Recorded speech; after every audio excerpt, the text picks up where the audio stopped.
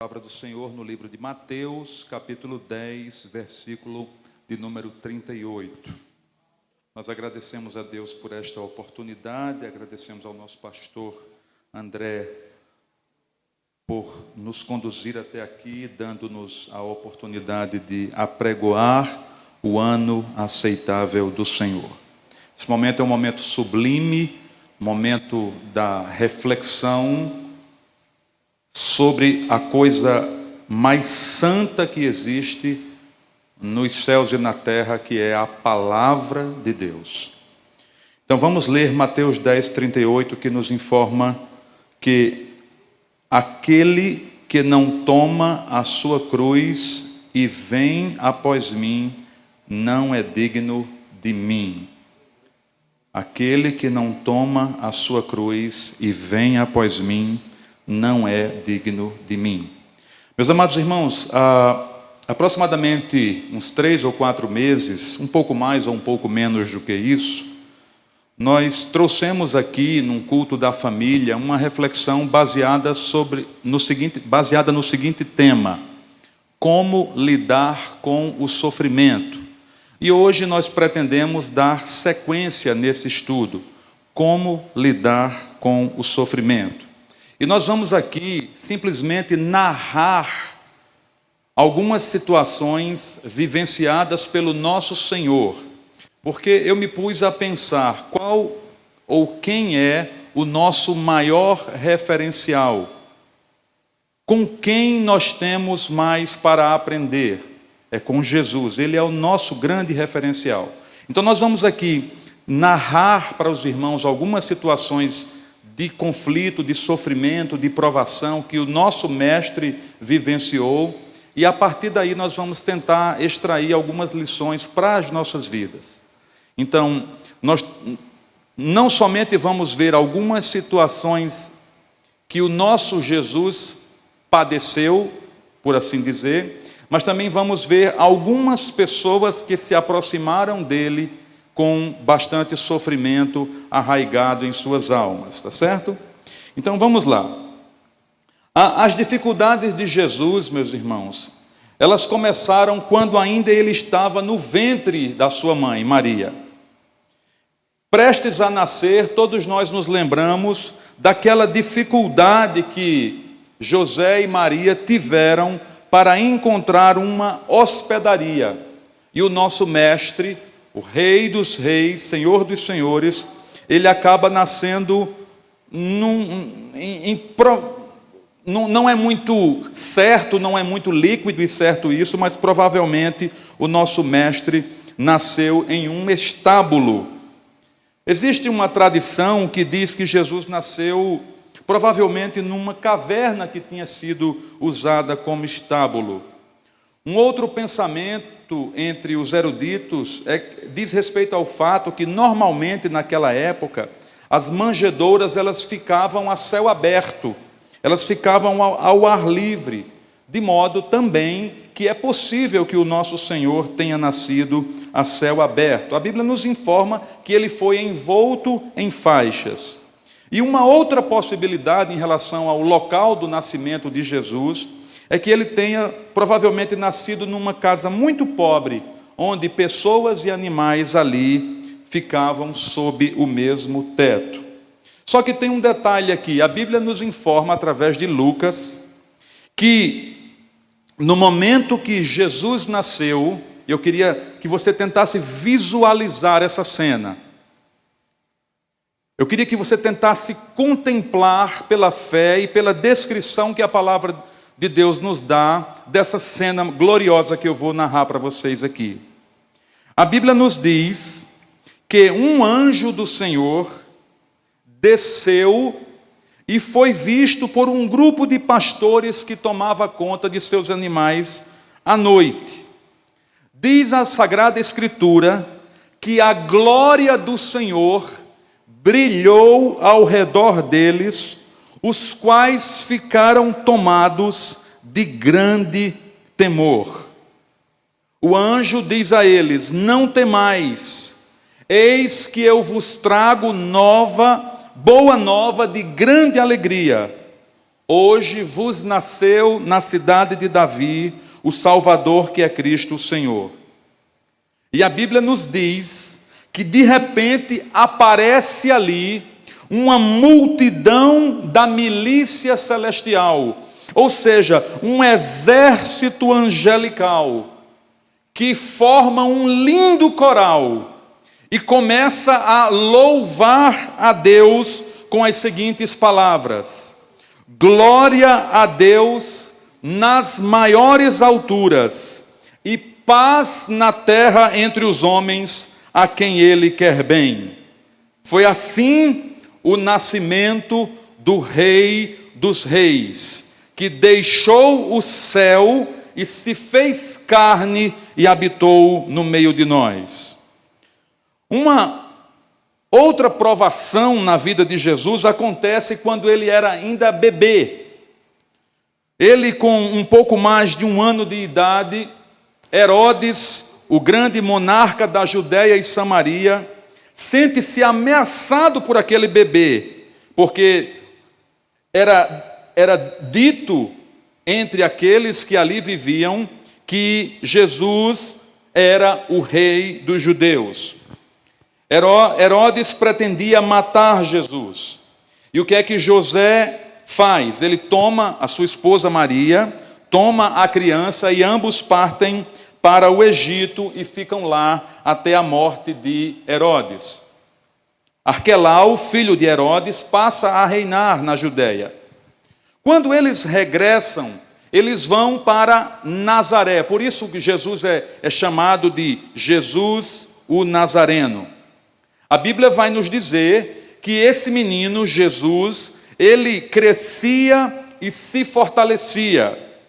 E ele era cheio de sabedoria. E a graça do Senhor estava sobre ele. Com 12 aninhos de idade, ele se assentava entre os doutores e os escutava e os interrogava. O evangelista Lucas nos informa que, além dessa graça que era sobre a vida dele, ele era um filho submisso, obediente. Nós podemos checar isso em 2:51 de Lucas. Depois desse episódio, meus irmãos, a Bíblia não nos informa, não nos relata como foi a vida do adolescente e do jovem Jesus. Com cerca de 30 anos, ele começa efetivamente o seu ministério após ser batizado no Rio Jordão por João Batista. A Bíblia nos diz que ele foi levado ao deserto para ser tentado pelo diabo. Ele, após jejuar 40 dias e 40 noites, ele teve fome. E o diabo tenta atingir Jesus em 3 áreas cruciais. Ele, em primeiro lugar, ele questiona a sua identidade, quando ele diz: se tu és o Filho de Deus. Ele questiona o seu poder, dizendo: atira-te abaixo, e questiona a sua fidelidade ao dizer, questiona a sua fidelidade a Deus ao dizer: se prostrado me adorares. O inimigo diz: manda essas pedras virarem pães, atira-te abaixo. Eles estavam nesse momento, meus irmãos, em um lugar chamado Pináculo do Templo. Esse pináculo era a parte do muro do templo que estava sobre a extremidade de um vale chamado Cedron. E lá desse vale existia uma enorme queda. Era um abismo gigante. E a gente vê nesse momento Satanás citando as Escrituras, mas de forma distorcida. E como é que Jesus reage diante dessa tentação? Ele, mesmo cansado, mesmo faminto ao extremo, ele resiste ao inimigo usando as Escrituras com a máxima autoridade e verdade. Ele diz: não só de pão viverá o homem, mas de toda a palavra que procede da boca de Deus. Jesus também diz: não tentarás ao Senhor teu Deus. E por fim o expulsa, dizendo-lhe: vai-te, Satanás, porque está escrito: ao Senhor teu Deus adorarás e só a Ele servirás. Meus irmãos, a palavra do Senhor nos diz: sujeitai-vos a Deus, resisti ao diabo e ele fugirá de vós. Meus irmãos, para que nós possamos resistir ao diabo, nós temos que conhecer a palavra de Deus. E para conhecermos a Deus, nós precisamos conhecer a sua palavra.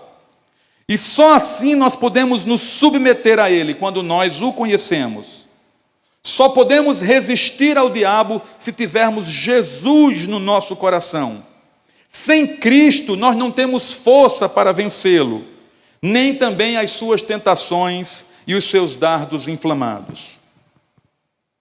Meus irmãos, Jesus, em determinado momento da sua vida, ele sofre uma difamação. Ele está num lugar onde é trazido a ele 4 amigos, pelo telhado descem um rapaz que estava ali paralítico. E naquele momento existiam alguns escribas e eles, no seu pensamento, eles arrazoavam em seus corações. E eles acusavam o Senhor de blasfêmia, porque Jesus diz para aquele paralítico que os seus pecados estão perdoados. E aqueles escribas dizem em seus corações: somente Deus pode perdoar pecados. Eles não falam palavra nenhuma, mas Jesus sonda-lhes o coração. E como é que Jesus reage diante dessa situação de difamação? Jesus não somente perdoa os pecados daquele homem que estava ali no leito, como também o cura fisicamente, na presença de todos que ali estão, e demonstra para eles o seu poder sobre as enfermidades. Diz as Sagradas Escrituras que todos ali ficam possuídos de grande temor e glorificam a Deus. Meus irmãos, aqui nós queremos extrair uma lição. Claro que guardando-se as devidas proporções, assim deve ser a nossa vida. Preste bem atenção, por gentileza. A Bíblia nos ensina, preste atenção, gente, que nós devemos ser sal da terra e luz do mundo. E essa luz, ela deve brilhar diante dos homens, para que estes vejam as nossas boas obras e glorifiquem a Deus. Então Jesus, no meio daquelas línguas malignas, daqueles pensamentos malignos, ele reverte aquela situação e todos ali ficam cheios de temor e glorificam a Deus. Então, nós devemos agir assim, cada dia clamar ao Senhor, desejar ardentemente, ser sal e luz, para que o nome do Senhor seja glorificado, não nós, não sermos exaltados pelas pessoas, não, mas que as pessoas glorifiquem a Deus através das nossas tão frágeis vidas. Meus irmãos, a questão é, mesmo passando por essas situações nas quais as más línguas e os maus pensamentos se levantam contra nós, a nossa ação deve ter o fim de glorificar a Deus e nunca pagar com a mesma moeda. Essa é a questão. Nós não devemos dispor o nosso coração. Isso não é ontem, nem hoje, nem amanhã, não. É sempre. Nós nunca devemos querer pagar com a mesma moeda. Só tem autoridade diante dos homens e diante do inimigo, meus irmãos, quem verdadeiramente serve ao Senhor. Religiosidade superficial, só de capa, isso não serve para nós. E lastimavelmente, muitas vezes nós estamos assim. Nós passamos por fases nas nossas vidas que nós estamos só a capa. Por isso devemos clamar, nunca desistir de orar, de clamar, de buscar ao Senhor. Não para termos uma religiosidade diante dos homens, que se materializa apenas como uma máscara diante das pessoas, mas devemos buscar autenticidade verdadeira, com humildade na presença do Senhor. Lembremos que pela fé em Cristo somente podemos ser usados como instrumentos de Deus para que milagres aconteçam na vida de outras pessoas. Vejam, através daqueles amigos, Jesus fez um milagre na vida do outro. Então, que nós possamos ser instrumentos de bênção para a vida dos outros. Uma outra provação, uma outra situação de adversidade que Jesus passa, é quando ele está comendo com publicanos e pecadores e é censurado pelos fariseus. Como é que Jesus reage diante disso? Jesus mostra para aqueles homens, pastor André, que os pecadores, que somos todos nós, diga-se de passagem, eles são doentes e precisam de um médico. Ele diz, eles são doentes, eles precisam de um médico. Eles precisam de arrependimento. E Jesus diz, eu quero misericórdia e não holocaustos. Jesus estava comendo com publicanos e pecadores.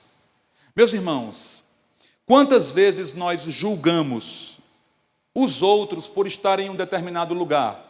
A gente vê, passa, olha aquele irmão, eita, a gente já aponta, já levanta o dedo em riste, já acusando.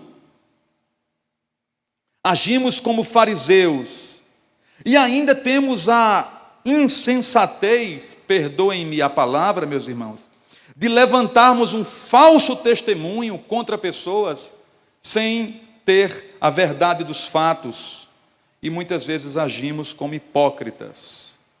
A lição aqui é, meus irmãos, tenhamos cautela, sejamos mais misericordiosos, compassivos, e saibamos entender que todos nós somos pecadores e precisamos do médico dos médicos, Jesus Cristo. Lembre-se, a Bíblia nos diz que se não fosse a misericórdia do Senhor, renovando-se a cada manhã em nossas vidas, nós já teríamos sido consumidos. Uma outra situação vivenciada pelo nosso mestre foi aquela na qual ele expulsa um demônio de um homem que era mudo.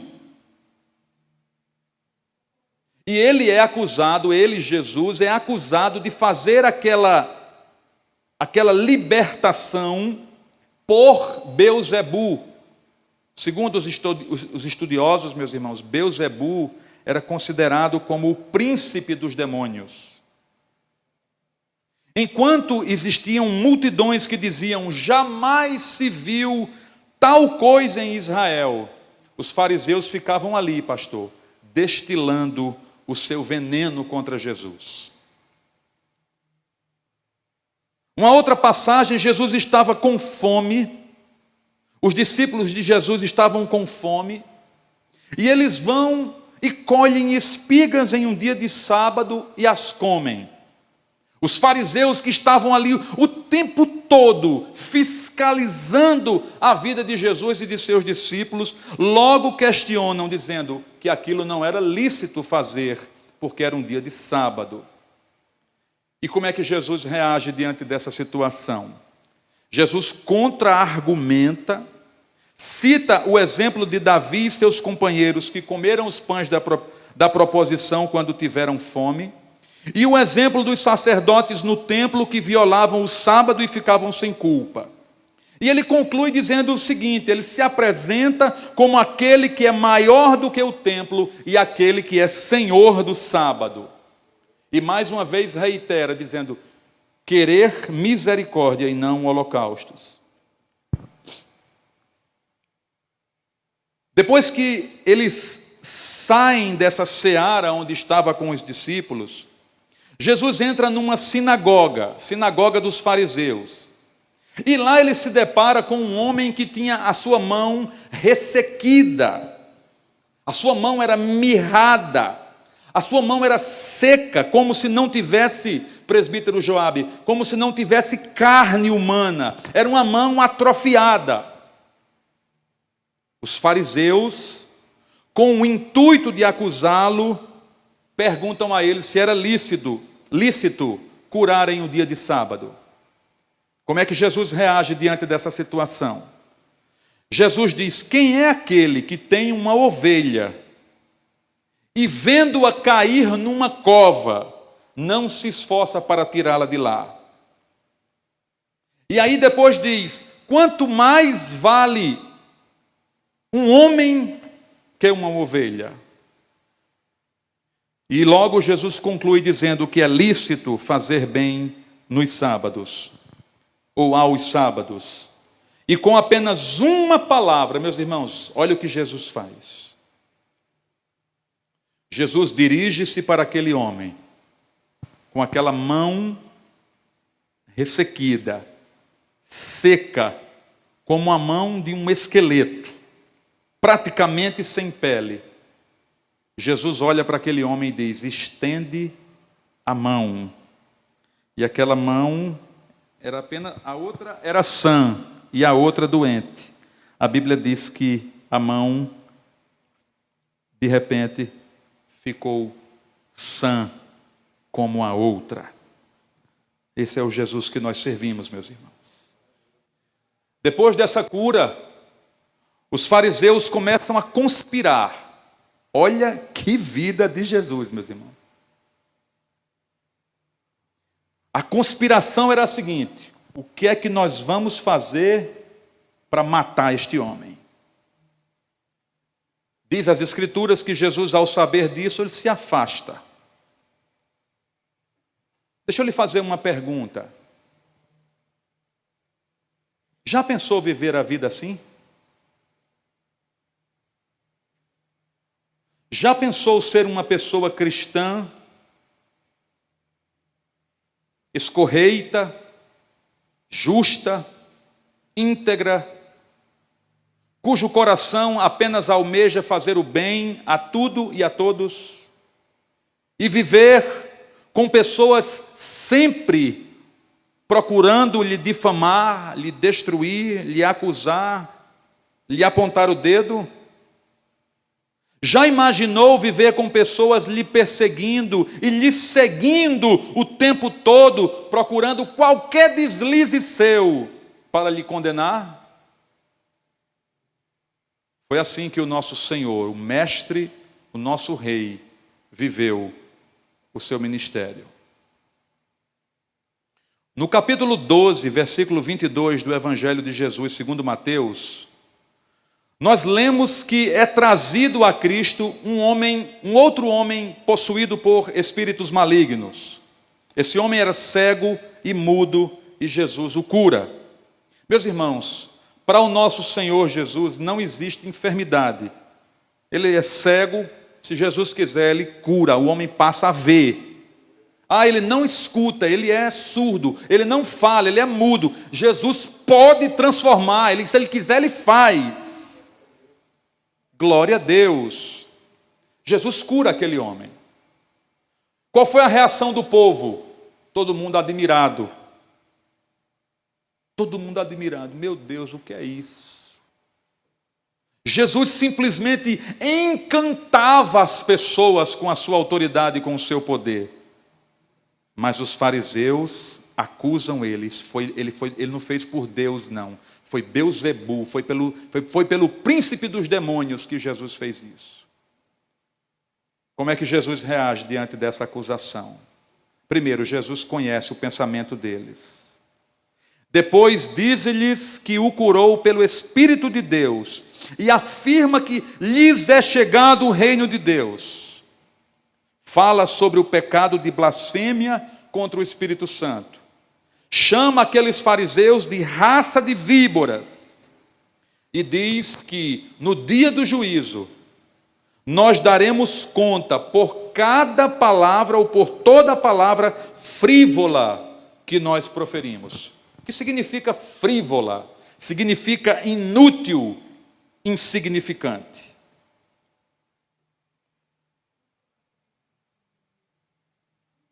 Uma das provações que Jesus passou foi a perda de um ente querido, muito amado por ele.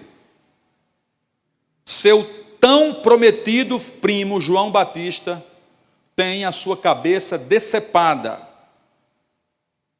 Quando Jesus sabe da morte de João Batista, 14, 13 de Mateus, ele se retira num barco para um lugar deserto à parte. Meus irmãos, por que Jesus, ao saber da morte do seu primo, ele se reserva? Ele entra num barco e vai para um lugar deserto. Provavelmente para orar, para chorar pelo seu ente querido. Jesus chorava. Só que o povo, quando sabe que ele está naquele lugar, o povo vai pela terra, segue-o por terra. Quando Jesus desembarca, com o intuito, com a vontade, provavelmente, de orar e de chorar pela morte do seu parente, ele se depara com uma multidão de pessoas. E aí, qual é a ação de Jesus? Ele se compadece daquele povo, porque olha para eles como ovelhas que não têm pastor. Todos os enfermos que estão ali são curados por ele. Passa o dia, ao cair da tarde, o povo com fome. O lugar era deserto. E os discípulos pedem a Jesus para: Senhor, manda esse povo embora, para que eles possam ainda encontrar alguma coisa aberta e comprar alguma coisa nas aldeias. Jesus diz: não. Por que vocês, meus discípulos, não dão de comer a este povo?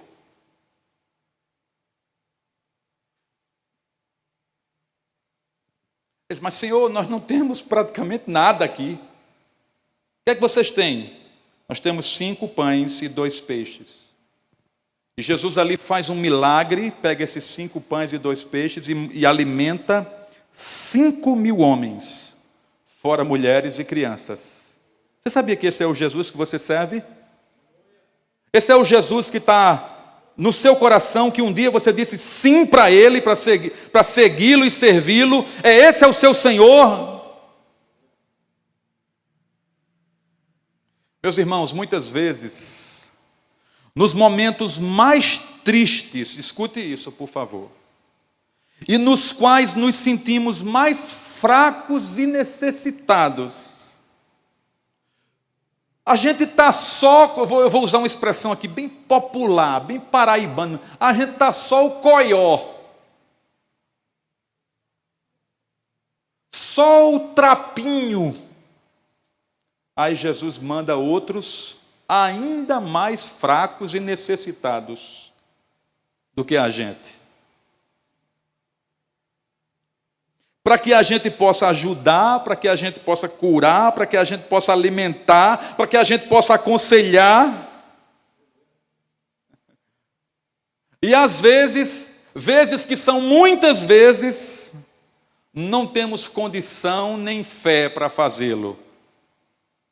Mas eu quero lhe dizer, você é fraco e necessitado, mas Jesus pode sim fazer um milagre através de você. Confiemos sempre no Senhor. Pode o sangue dar na canela, como diz um bom paraibano, mas não deixe de confiar no Deus de Israel, no Deus Criador dos céus e da terra. Sempre confie no nosso Senhor. Meus irmãos, esse estudo, ele não vai ser concluído hoje. Eu vou para um último ponto, em respeito ao nosso horário, e aí nós vamos encerrar. Meus irmãos, logo após esse momento, onde Jesus faz essa multiplicação, estava ali o começo da noite. E Jesus compeliu os seus discípulos, ou seja, Jesus ordenou, persuadiu os seus discípulos, somente eles, a embarcarem e irem para o outro lado, enquanto Jesus ficou ali despedindo a multidão. Vão na frente, pega o barco e vão para o outro lado. Depois que Jesus despede a multidão, lembre-se que ele ia fazer isso lá atrás.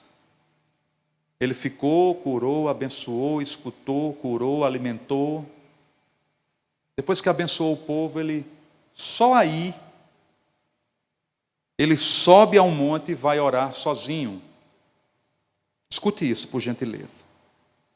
A Bíblia nos mostra, através das pistas que nos dá, que Jesus orou aproximadamente de 8 a 10 horas seguidas.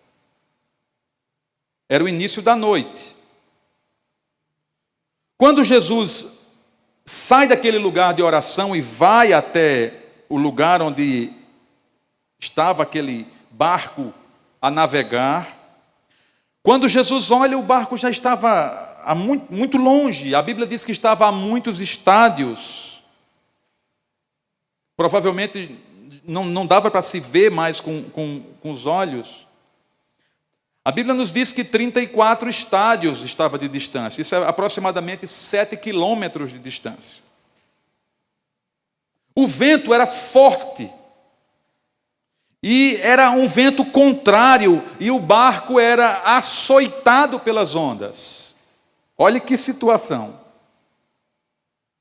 Somente entre 3 e 6 da manhã, que era a 4ª vigília da noite, é que Jesus vai ao encontro deles. E Jesus vai de uma forma muito inesperada. Jesus vai caminhando por cima das águas. Eita, que Jesus maravilhoso é esse, hein? Faça um teste aí. Quando você quiser atravessar o açude velho ali, tente ver se você consegue fazer por cima das águas. Cuidado com o jacaré, viu? Não vá não, que você vai entrar errado. Mas Jesus, ele estava lá, andando sobre as águas.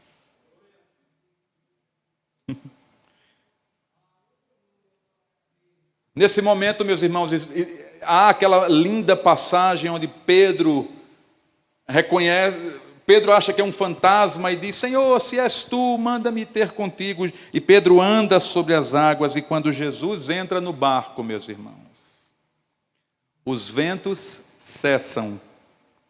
E as vagas procelosas, como nós cantamos aqui, né? As ondas, vagas são ondas, grandes ondas, aquelas ondas agitadas, aquelas vagas procelosas, elas se aquietam quando Jesus entra no barco. Meus irmãos, vamos ficar de pé e vamos exaltar ao Senhor por este culto onde nós podemos dar ao Senhor a nossa adoração e a Ele fazer as nossas petições e as nossas manifestações de ações de graças, bem como não tem palavras, pelo inefável privilégio que nós tivemos nessa noite, de ouvir a narração da sua palavra e ver o que o nosso Jesus faz. O que o nosso Jesus faz. Então vamos agradecer a Ele por isso. Para isso, eu gostaria de já, seguindo a orientação do presbítero Arimateia, pedir ao nosso pastor